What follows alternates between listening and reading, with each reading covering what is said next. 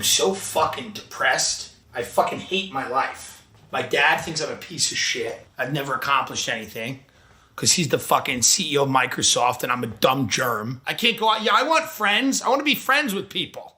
Do you know what it's like? You know how hard it is to go to a party when your cousin is SARS? Yeah, my cousin's SARS. I'd love to meet this old bitch. My dad is Bill Gates. My mother's a bat. You think your family's fucked up? I wake up every day and there's another fucking news story that's not true. 6 feet. Stay 6 feet. I'm trying to help these people. They're fucking stupid. People are saying I live in farts. What kind of fucked up shit is that?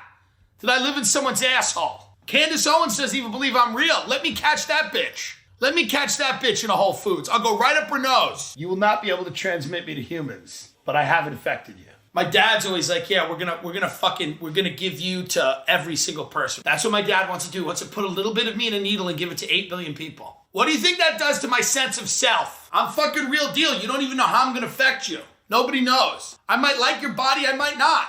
I go into somebody's bodies, I'm like, get me the fuck out of here. Has anyone ever asked me what the fuck I want to do with my life? I want to be something. I want to have a lifestyle brand. I want to have a clothing line, maybe. Nobody's asked me that. Nobody asked me to be in a fucking TikTok. Nobody wants to, be in a TikTok with COVID-19. No one wants that. So I'm just fucking alone all the time. I wish I was AIDS. I want to be AIDS! Do you hear me? I want to be AIDS! Ah! It's Lucy and Jeff going for walks and talks, talk about banksters and Bitcoin and COVID and stuff. It's Lucy and Jeff and tacos and kisses. Hey people, I stole this clip from the Dollar Vigilante. I'll leave his link here below.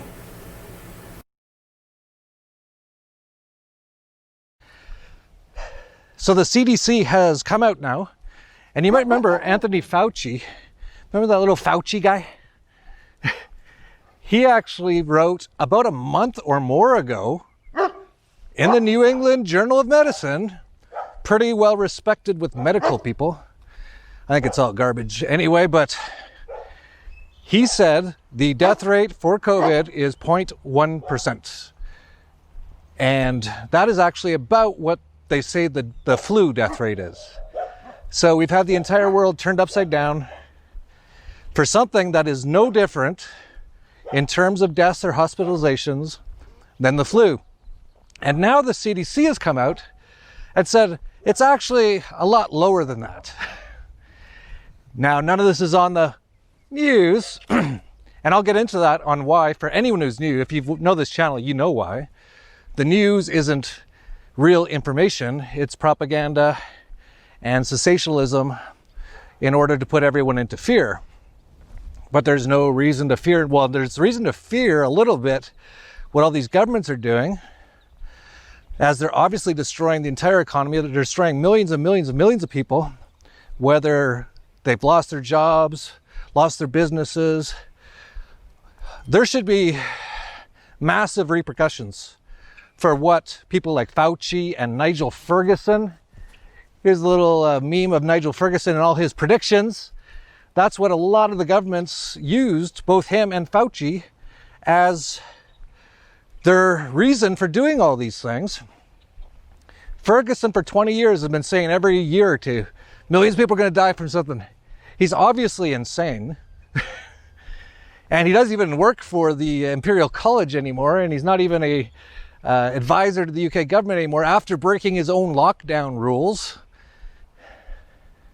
But now we have the CDC coming out, and no one's reporting on this, of course. That's why you need to share this. Please share this everywhere. Get into every chat message board group. Every time someone brings up, oh, we got to stay inside another year or two because grandma might die, post this video. So here's the information. And this comes from the Ron Paul Institute. For those of you who might not know this channel, Ron Paul is an amazing man, a voluntarist, an anarchist, and he came quite close to winning the presidential election in 2008 and 2012, but the media, once again, made sure that didn't happen. Why would they omit saying who was in second? Well, you know why, Ron Paul. What do you think that is? I think it's two things. I think one is some people don't want to hear the message because it's a threat to them, because I'm a threat to the establishment. Some, though, just flat out, they don't understand what freedom is all about. Is Ron Paul being ignored by the media? 97% of you said yes, he is. 3% said no. Ron Paul makes a lot of sense, and more people ought to listen to him.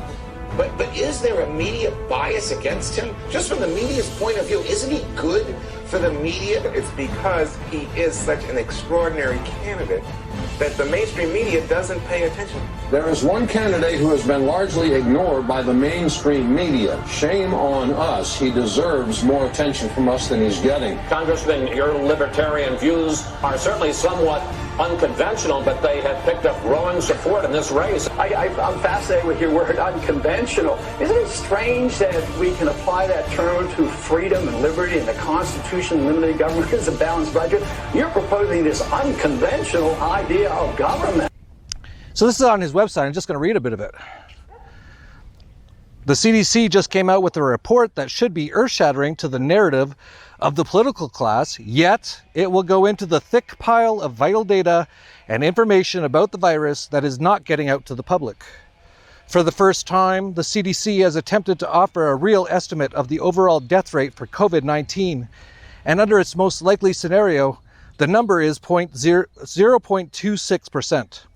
Officials estimate a 0.4% fatality rate among those who are symptomatic and project a 35% rate of asymptomatic cases among those infected, which drops the overall infection fatality rate to just 0.26%, almost exactly where Stanford researchers pegged it a month ago.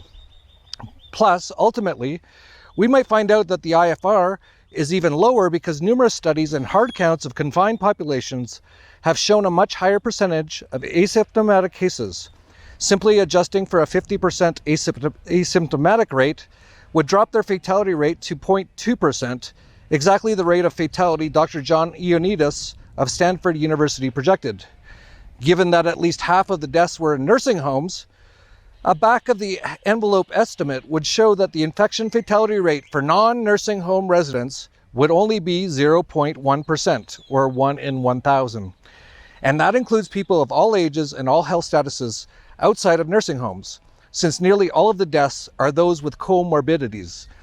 The CDC estimates the death rate from COVID-19 for those under 50 is 1 in 5,000 for those with symptoms, which would be 1 in 6,725 overall. But again, almost all those who die have specific comorbidities or underlying conditions.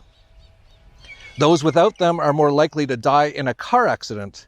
And school children whose lives, mental health, and education we are destroying are more likely to get struck by lightning. Yeah, so from the CDC, for school children, you have a better chance of being struck by lightning than dying from COVID. COVID-19! How dare you? I know, how dare I say it? How dare I say their own stats that you supposedly care about but don't pay attention to because it's not on your news. The huge majority of the people fighting for the South in the Civil War didn't own slaves. They were fighting to stop a fascist government takeover. All we know is what was written in our history books, and they wrote it in a form to quash the idea of a rebellion. They try to divide the South more. All right, I'll leave link below. Good day.